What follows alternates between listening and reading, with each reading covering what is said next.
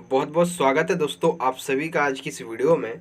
आज हम देखेंगे क्लास 11th ज्योग्राफी का जो न्यू कोर्स है 2021 और 22 के अकॉर्डिंग उनकी इंडिया की बुक का फर्स्ट टर्म का चैप्टर 3। ठीक है, चैप्टर सेकंड कटा हुआ है, फर्स्ट कंप्लीट करा दिया गया है भारत स्थिति वाला। ठीक है, चैप्टर थर्ड है आपका अपवाह तंत्र यानी कि ड्रेनेज सिस्टम। तो इस चैप्टर से संबंधित अराउंड आपके 20 MCQ मैंने निकाले हैं जो कि मोस्ट इम्पॉर्टेंट है। बहुत सारी नदियों के बारे में इसमें बताया गया है।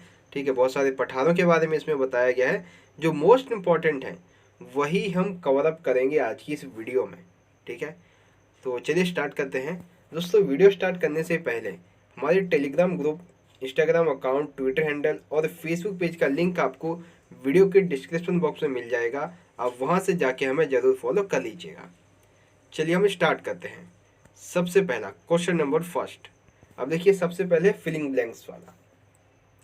डैश नदियों की विशेषता है, यानी कि किन नदियों की विशेषता है कि ये सुनिश्चित मार्ग पर चलती हैं, विसर्प नहीं बनाती हैं और ये 12 मासी भी नहीं है। यद्यपि भ्रंश घाटियों में बहने वाली नर्मदा और तापी नदी इन नदियों का अपवाद भी हैं। तो ये जो लाइन है वो आपकी किताब से ही ली गई है। ठीक है, अब इसमें से ये कौन सी नदियां हैं? प्रायद्वीपीय नदियां हैं। ठीक है, अपवाह द्रोणी कहा जाता है इन्हें। जल ग्रहण हिमालयी नदियां हैं या फिर इनमें से कोई नहीं। तो ऐसी नदियां जिनकी विशेषता ये बताई गई है जो होती है वो है प्रायद्वीपीय नदियां। ठीक है, ऑप्शन फर्स्ट आपका सही है, प्रायद्वीपीय नदियां। अब देखिए सेकंड है क्वेश्चन नंबर। अब इसमें से क्या है कि सिंधु नदी के बारे में कुछ कथन दिए गए हैं। बेसिकली ये जो है इम्पॉर्टेंट प्रश्न है सिंधु नदी के बारे में, कि सिंधु नदी के बारे में निम्नलिखित कथनों को पढ़ें और सही विकल्प का चयन कीजिए। पहला, इसका उद्गम स्थान कहाँ पे है? तो सिंधु नदी का जो उद्गम स्थान है वो कैलाश पर्वत श्रेणी में सिंगी खम्बान हिमनद से ये निकलती है। सेकंड, सिंधु नदी का क्षेत्रफल कितना है? सिंधु नदी का क्षेत्रफल जो है वो कुल 11,65,000 वर्ग किलोमीटर है और भारत में ये 3,21,289 वर्ग किलोमीटर है। थर्ड ऑप्शन है कि इसकी जो कुल लंबाई है वो 2,800 किलोमीटर की है, जबकि भारत में इसकी लंबाई 1,114 किलोमीटर है। ऑप्शन फोर्थ, इसकी सबसे महत्वपूर्ण सहायक नदियां जो है वो सबसे बड़ी है, एक तो चेनाब, उसके बाद अन्य है झेलम, रावी, व्यास और सतलुज। फिर है इस नदी को इंडो ब्राह्म नदी भी कहा जाता है। अब इसमें से जो हमें इसका सही ऑप्शन है उसका चयन करना है। ठीक है, अब यहाँ पे 5 ऑप्शन दिए गए हैं। ठीक है, पहला ऑप्शन कहता है कि 5 ऑप्शन सही हैं। ठीक है, सेकंड कहता है कि पहले से लेकर 4 तक सही है। थर्ड कहता है कि 2 से 5 तक सही है और फोर्थ कह रहा है पहला, तीसरा, चौथा सही है। अब इसमें से जो इस क्वेश्चन का सही आंसर बनता है वो है ऑप्शन नंबर सेकंड। पहले से लेकर 4 तक, पहला, दूसरा, तीसरा और चौथा, ये 4 कथन सिंधु नदी के बारे में सही है। और ऑप्शन इसमें जो ये 5वां दिया है इसे इस नदी को इंडो ब्राह्म कहा जाता है, ये वाला इसका ऑप्शन गलत है। ठीक है, चलिए आगे बढ़ते हैं। Question number third. भारत में जो सिंधु नदी है वो जम्मू और कश्मीर में किस राज्य से निकलती है? लद्दाख, जम्मू, लेह या फिर कश्मीर? तो इसका सही आंसर है लेह से निकलती है। ये राज्य नहीं बल्कि जिला है। किस जिले से निकलती है? लेह जिले से। अगला क्वेश्चन नंबर 4। किस नदी को बंगाल का शोक कहा जाता है? बंगाल का शोक किस नदी को कहा जाता है? व्यास नदी, कोसी नदी, नर्मदा नदी या फिर दामोदर नदी? तो इसका सही आंसर है बंगाल का जो शोक है वो दामोदर नदी को कहा जाता है। ऑप्शन फोर्थ आपका सही है। अगला क्वेश्चन नंबर 5। बिहार का शोक किस नदी को कहा जाता है? पहले अभी हमने बंगाल का देखा, दामोदर नदी। अब है कि बिहार का शोक किस नदी को कहा जाता है? कोसी नदी, व्यास नदी, नर्मदा नदी या फिर दामोदर नदी? तो इसका सही आंसर है कोसी नदी को बिहार नदी का शोक माना जाता है। ठीक है बच्चों, अब देखिए, अब यहाँ पे है महत्वपूर्ण जो कहते हैं परिभाषाएं। यहाँ पे कुछ परिभाषाएं हैं जिनको आपको याद में रखना है कि निम्नलिखित कथनों को पढ़ें और सही विकल्प का चयन कीजिए। सबसे पहली है, एक नदी विशिष्ट क्षेत्र से अपना जल बहाकर लाती है, इसे जल ग्रहण क्षेत्र कहा जाता है।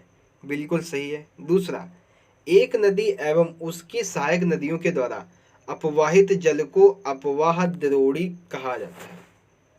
सेकंड, एक अपवाह द्रोणी जो है वो एक अपवाह द्रोणी को दूसरे से अलग करने वाली जो सीमा होती है उस सीमा को कहते हैं जल विभाजक या फिर जल संभर।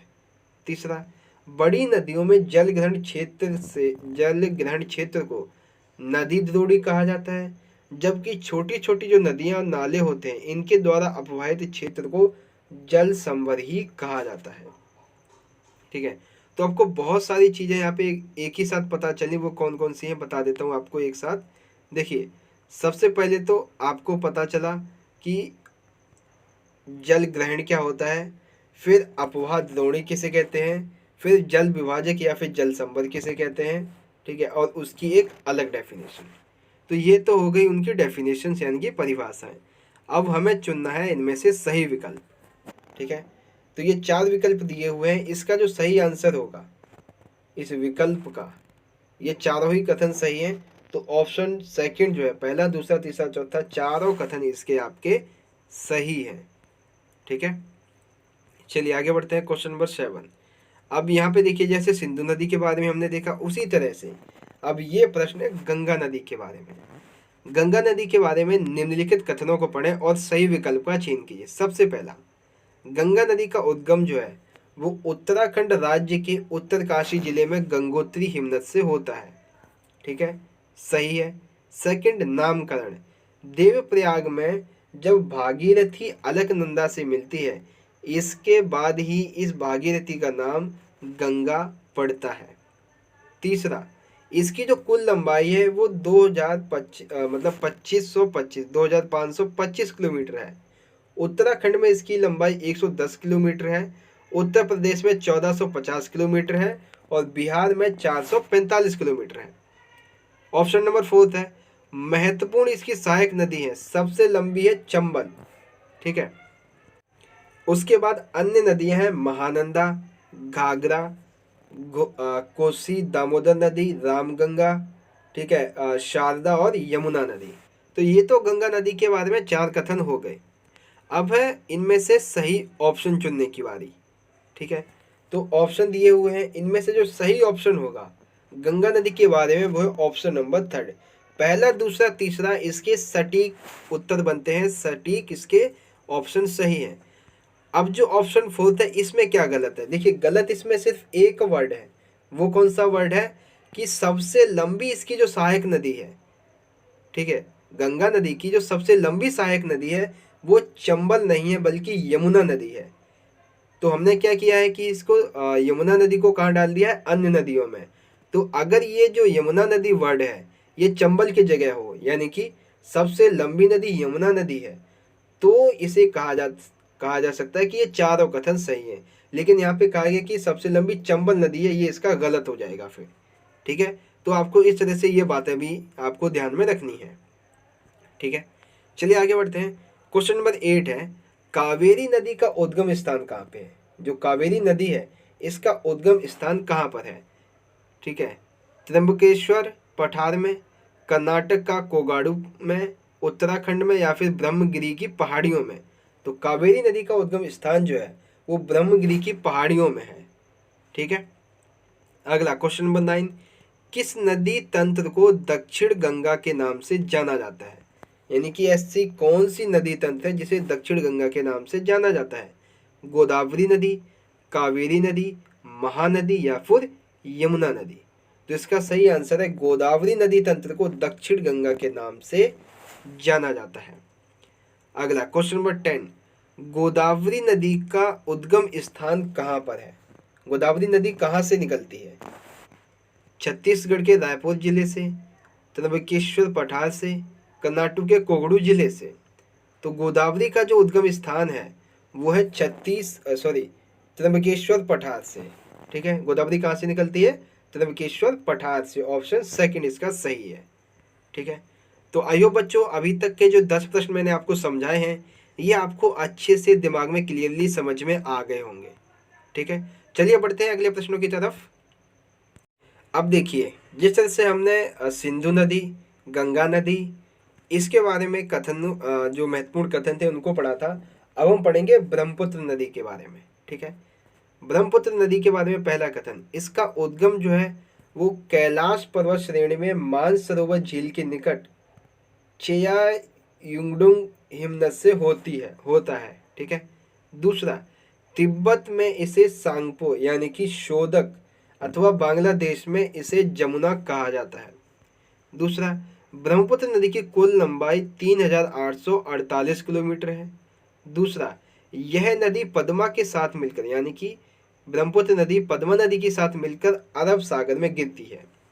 अब इनमें से जो इनका सही विकल्प होंगे, कौन कौन से कथन सही है, हमें उसका चयन करना है। तो इस संबंध में जो ऑप्शन आपका थर्ड है ये इसका सही है कि पहला, दूसरा, तीसरा इसका कथन सही है। क्योंकि जो ऑप्शन फोर्थ है ये कहा जा रहा है कि यह नदी पद्मा के साथ मिलकर अरब सागर में गिरती है, ये गलत है। क्योंकि जो ब्रह्मपुत्र नदी है ये पद्मा नदी के साथ मिलकर अरब सागर में नहीं बल्कि बंगाल की खाड़ी में जाकर मिलती है। कहाँ पर? बंगाल की खाड़ी में। ठीक है, तो इसका सही ऑप्शन कौन सा हो जाएगा? ऑप्शन नंबर थर्ड, पहला, दूसरा, तीसरा कथन सही है।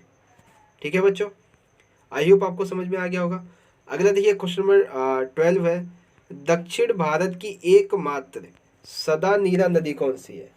दक्षिण भारत की एकमात्र ऐसी सदा नीरा नदी कौन सी है?